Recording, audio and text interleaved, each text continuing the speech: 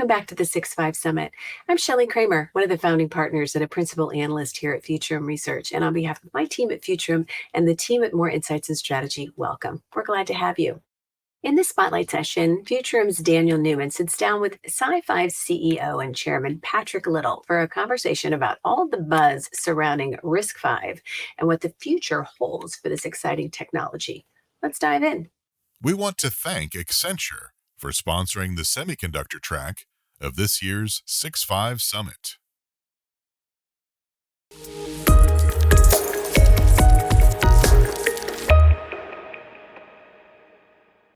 Patrick Little, CEO, SciFive, welcome to the 2022 SiFive Summit. So excited to have you here. Yeah, really excited to be here, Daniel. Looking forward to it. Yeah, it's great to have the opportunity to sit down, have a conversation. So much going on in the semiconductor space. It's a really interesting time in the market and the economy. So I'm going to pick your brain about a lot of things. Hopefully everyone out there in the audience can walk away knowing a little bit more about SciFive, a little bit more about RISC-V, and maybe even learn a little bit more about what's going on in the world of technology and how semiconductors are continuing to change the world, or as I like to say, eat the world. Yeah, changed, right? Absolutely. So let's start with RISC-V. Hearing a lot of buzz about it. We've been covering it, talking about it, but it's not necessarily a household name yet. So for those in the audience that are, hearing about RISC-V or maybe have heard about it but don't really know much about it, how do you explain, define, introduce RISC-V to that audience? Yeah, I only do this like 20 times a day, so happy to kind of lay the foundation. First, I have to giggle at what you said about the changes in tech. 10 years ago, if you would have mentioned hardware, there'd be a mad rush for the door. And now it seems like hardware is really kind of having a renaissance, and this computing super cycle is just profoundly strong. It'll outlive all of us. But RISC-V, so let me take you back, I don't know, when Dave Patterson first even coined the term RISC, and really started working on reduced instruction set computers, architectures at Berkeley. In fact, when I was going through college, I used Dave's textbooks. And so I kind of view him as the father of the entire thing, in the entire RISC architecture. But then you kind of fast forward to about 2010, and we have Kirsta Asanovich, who's a professor at Berkeley, who has a research program, and he needs to solve, he's looking for a new instruction set architecture that gives him and his team the ability to collaborate across projects, to collaborate even across universities, but something that is clean slate, modern, scalable. And he couldn't find anything out there. And it was not only the commercial pieces of not being able to access the technology free and openly and collaborate openly, but it was also just the tech itself. He wanted something small. He and his team wanted something small and very modular, but also scalable through extensions. And so they sat down for a brief summer session to try to really design something, and they came out with the RISC-V architecture, which I will tell you is going to have profound repercussions across this industry for not 5 years or 10 years, but 50 years. And so the idea behind it was, let's design something that is open for collaboration across academia, not just at Berkeley, but across all of academia initially, but something where anyone can pick it up without an upfront fee, without the encumbrances up front, and work with it and scale it and devise their own computing architecture around the RISC-V core. And that was kind of the essence of it, but really at the very heart of it, collaboration. And so they were quite successful in doing that. And some 5 years later, it started to go into not only other universities, but other countries, very quickly spanned into India and China and Europe and many other territories. And so that what you found is that by 2015, the entire architecture was put into something called the RISC-V Foundation to ensure that it remained open and accessible to really everyone. And so all of that IP that was generated at Berkeley and beyond was donated to the RISC-V Foundation, which now has become RISC-V International. And another thing occurred kind of coincident to that in 2015 is that team from Berkeley went off and started a new company because they saw the commercial aspects of the technology, really with the same fundamental principles in mind. Collaboration across partnerships, collaboration across a community of participants, and also collaboration with customers. And so that was kind of the nucleus and the starting of SciFive back in 2015. But I think it began with David Patterson in 1980, and it just progressively RISC-1 all the way through RISC-V, gotten stronger and stronger. And I think it sets a brand new model in computing where things are open and available, and it just makes it a lot easier for smaller companies or universities or now very large companies to innovate around the compute architecture. So I think it's not only a new architecture, and there have been many, but I think it's a new model for collaboration on computing platforms. Most of the computing platforms or the instruction set architectures that have been here through history have been but from a single company. And so most of the failures of those have been that sponsor company failing financially. And so I think what a lot of our customers see is, since the community now owns this, literally thousands of companies, universities, software companies, you name the type of tech company, are collaborating, it's protected. And I want to say recently we closed a very large design win with a very well-known space and aeronautical company. And one of their primary reasons for choosing it is they felt that this is a standard that's going to last for decades and decades into the future, and that the software they write today will be scalable into the future, and this platform will continue to have strength and existence over the coming decades. And so that's what started in Berkeley some decades ago, and primarily 12 years ago for RISC-V, and incredible legs on it. And it's really, frankly, I'm very proud to be part of it, because it's something that's going to be going on. My children will be learning RISC-V in college, like many do. And so it's great to be part of something that's going to outlive all of us. But that's kind of the nucleus and the intent behind the RISC-V architecture.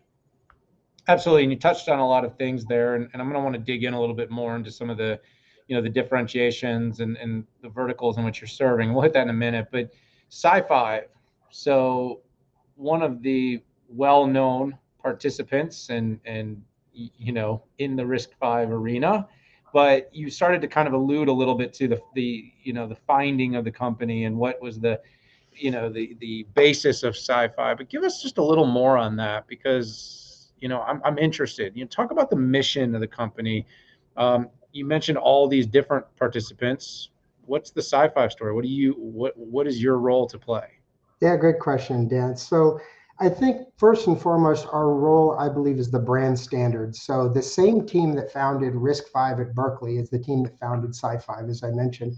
And so we feel a responsibility to keep the virtuous essence of the architecture around, for the collaboration, for the scalability, and to try to protect and grow it.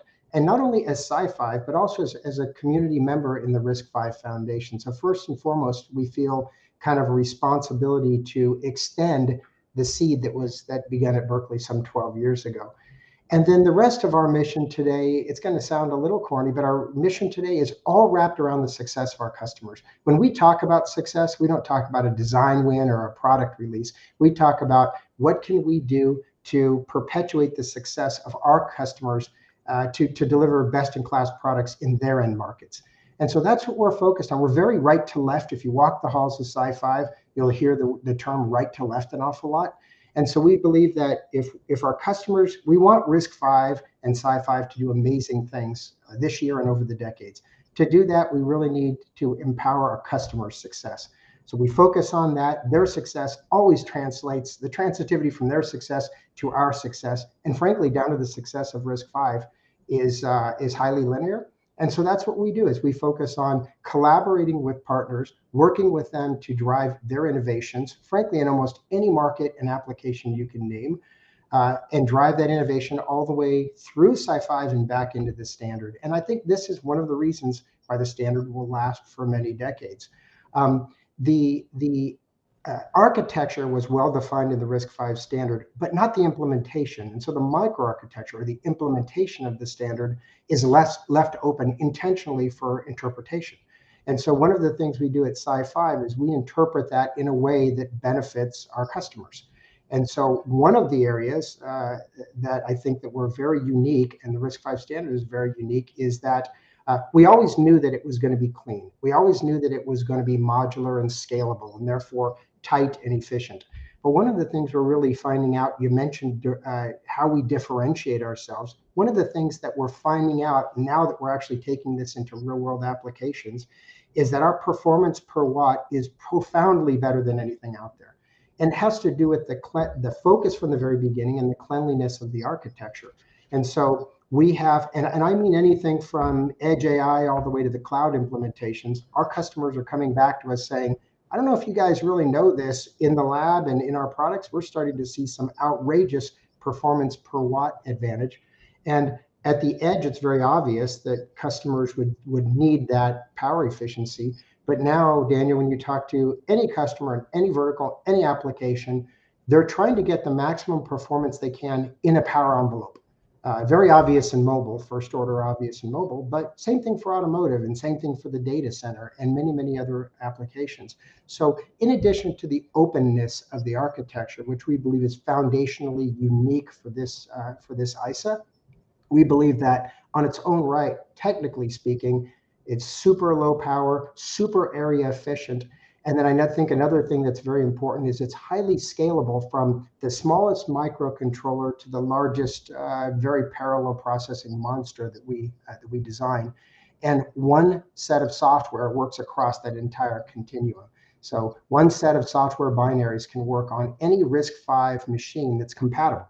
And that's whether it's from SiFive or another vendor. And so these are some of the attributes that I think do differentiate SciFive. And we do view ourselves as the brand standard and the founder of RISC-V. But we also think that the value that this ISA is bringing to our customers is profoundly different and differentiated and very powerful. And this is why I think we'll be around for decades to come. And then I should say something about the culture. It's wacky, super, a lot of Birkenstocks, as you might guess. But great group of people, incredibly humble, incredibly focused on not this year or this quarter, but on really bringing this ISA and changing the industry and driving low power and collaboration. Community collaboration is top of mind for us. Every time we think about something for our company, we think about, well, how can we also move the community? So it's wonderful, wonderful mission that we're on. And that's why you see we're starting to really build our engineering team super quickly, and we're getting a lot of very excited candidates knocking on the virtual front door. So Patrick, I think you can read my mind a little bit because I was going to hit you up. I was going to say, hey, talk a little bit about the differentiation, but you kind of nailed it, talking about everything from low power to open, and you mentioned several other. So I'm going to kind of jump ahead a little bit because I'm going to talk a little bit about the traction in the market, because I think that's a lot of time the rubber meets the road. Proverbially speaking, right? When customers start to utilize and buy. Now, again, you mentioned Berkeley and you mentioned Birkenstocks. I did often wonder if there was any relationship. I don't think there actually is, but if you walk around Berkeley, you'll also see a lot of Birkenstocks. So, by the way, that was just a little interruptive humor to the interview. In case anybody out there just needed to take a break from all this technical content. I'll throw that one to the team, and we'll see what they come back with. But I think it's that correlation. Yeah, throw that out there. Let me know where were Birkenstocks invented. Maybe that'll be the title of this session. No, let's keep focused, Patrick. Don't let me go too far off. You did mention when we talked a bunch of applications, though. You talked about the edge a few times. You talked about the data center. So these are, edge, data center, AI, automotive. These are a number of the areas where these new architectures are being looked at, new competition entering markets. You're seeing hyperscalers are building homegrown. You guys are obviously identifying opportunities in a big market opportunity. Where are you seeing SciFive and RISC-V gain commercial traction? Right. Great question. So the company actually had two phases. The first phase was to prove out the architecture, build the brand, and we did that through a series of very scalable embedded products. And so in very established markets. And so we did that for the first 45 years of the company. We offered the very smallest cores and the very largest embedded cores. But because we focused on embedded, our applicability was extremely broad. We were in 5G infrastructure. We were in mobile handsets.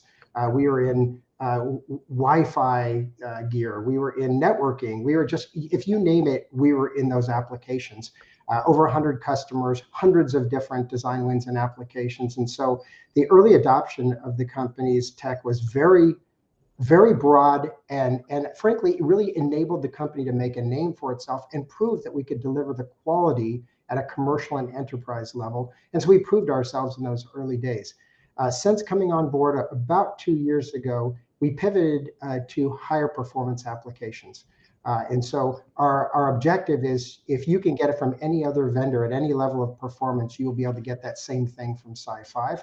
We're probably about 1.5 years away from that intercept point where you can look across all of the existing ISAs and say SiFive has best in class raw performance in every category. But what we look at now is the applications that we're servicing now are still quite broad because the nature of the ISA. We are in quite a few of the edge AI solutions with our vector products. For example, we have one customer who is building security cameras, and it was originally an embedded device that was IoT, so it was connected, but it kept sending you notifications to your phone when the trees blew. And so what they wanted, and this is a very well-known company, what they want in high volume, what they wanted was some intelligence at the edge, so where you don't get a notification at work when trees are blowing, but only when someone with a black mask is at your front gate. And so that's one example of something very small that's battery powered that we're servicing with our new products. Another example was we also have a brand new data center customer who's developing multi-core, multi-cluster, extremely wide compute solutions, and we're sitting alongside in cooperation with their computing pieces. And so you really do see this very broad applicability of the RISC-V or the SciFive architecture. And so we're enjoying all of the applicability across the board. We do have some areas of focus, I think, in the immediate term that make a lot of sense for us because we feel like they're underserved markets in very exciting applications. One of them in particular is automotive. So when I look at I'm from automotive. I recently left Qualcomm, where I ran automotive, to come here. And so those applications, those customers, that industry is close to my heart. And so there's a lot of intelligence going into those designs. There's a lot of compute going into the car where there wasn't so much even 10 years ago. And so we're partnering quite publicly with quite a few of the automotive customers. We feel like we're a great fit.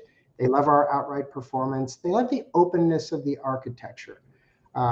And then there's another, so that's one category. Another category where I feel like we're really getting a sharp rising edge on the uptake is around vectors. And so those customers that want to add AI to their existing solutions. And so a lot of them will need vector processing alongside of their kind of traditional scalar processing. And so what we're finding is many customers don't want to be captive to an existing proprietary solution in a new category. So if they're moving to a new category, they're thinking everything's wide open. The software is not really established yet. The ecosystem is not really established yet. Let's go with an architecture that will take us 20 years into the future where we won't be captive, where we'll be open to innovate with a partner, without a partner, but also, and I think Intel is a perfect example of leadership and maturity. They are a partner of ours. They are a customer of ours. Many people might look at that and say, why wouldn't you be natural competitors? But the truth is they're one of our best customers and one of our best collaborators because they look at the x86 architecture, then they look at the RISC-V architecture with SiFive, and they see an ability to achieve different things at different design points. And so they're an investor in our company. They recently joined RISC-V International, which I feel is a historic moment that was overlooked by a lot of people. Everyone should have turned their head and said, wow, the maturity there is pretty phenomenal. And I think that Intel's joining RISC-V International is really a tipping point for the entire foundation and entire ecosystem because they're doing so much. They're bringing so much tech in cooperation with us and the rest of the foundation. It's pretty amazing what's happened there. And I think that we'll end up doing some phenomenal designs, hybrid designs with them. Yeah, it's a little bit of a sneak peek into the future. And, we have a minute or two left in this conversation, Patrick, and I, want to thank you because it's been great insights. I think anyone out there that didn't know about RISC-V or wasn't overly familiar has to know quite a bit more now. So that's 20 minutes well spent, as I like to say. It's the TED Talk for RISC-V. But you say something, or I've heard you say something in the past along the lines of RISC-V has no limits. bold. It's a bold statement. I mean, do you Sure. believe that? What do you mean by that? And what does that mean for the future of SciFive and RISC-V? Yeah, the reason why I say that is first and foremost, the computing, we're living in the computing super cycle. So, I mean, just timing is everything. We're so lucky with our backgrounds to work into an envelope in time where computing is so profoundly important to the world. And this is from medical to communications to data center, so important to the world. And so when I look with objective eyes at the RISC-V architecture and the difference it can make in the trends that are going on in the world, I see such a incredibly good match. And then when I layer on top of it, kind of back to the virtue of why this thing was even started in the first place. Let's make it open. Let's make it clean. Let's make it scalable. And most importantly, let's make it collaborative, where the best idea wins across, whether it's Intel's or ours or somebody else on the RISC-V or even a competitor's idea, if they put it into the RISC-V international pot of ideas. I just think that this is, it's the computing super cycle really taking this world to a whole new level, and RISC-V kind of coming off the on-ramp in the perfect time to be able to deliver a lot of the attributes that are necessary. And so we're seeing it live. It's incredibly exciting at the company. We're in handsets, we're in 5G infrastructure, we're in cars, we're going into data centers, we'll soon be in client computing. We have not seen anything about the architecture that would limit it from servicing with very high impact into almost any application. And so I'm personally excited about being part of SciFive and incredibly excited about just being part of the RISC-V movement. It will make a difference in this industry that's going to outlast both of us. And we'll be standing on the hill next to our customers and next to our partners, and next to academia, because we'll all be collaborating. But super exciting times. Well, you totally spoiled my self-belief that I'm going to live forever there. Now that I know this is going to outlast me, but in all serious, if you've been out there, you can read some of the analysis that I've written after some of the recent moves that you've made, Patrick, as CEO of SiFive, and I definitely see a lot of potential. We are definitely in that super cycle, as I often say and continue to say, that semiconductors will change and eat the world, because you can't run all this software on nothing. It can't run on air. It's got to be built in a world of chips. And if the shortages that we faced during this pandemic didn't make people just acutely aware of how important semiconductors are, then I don't know what would. But Patrick Little, SciFive, congratulations. Thank you so much for joining me at this year's SiFive Summit. We can't wait to hear more, to watch and see how SciFive and RISC-V continue to change all of the areas in which you're participating. So we'll see you soon. Thanks, Dan. Exciting times ahead and future is bright. Appreciate it. Enjoyed it.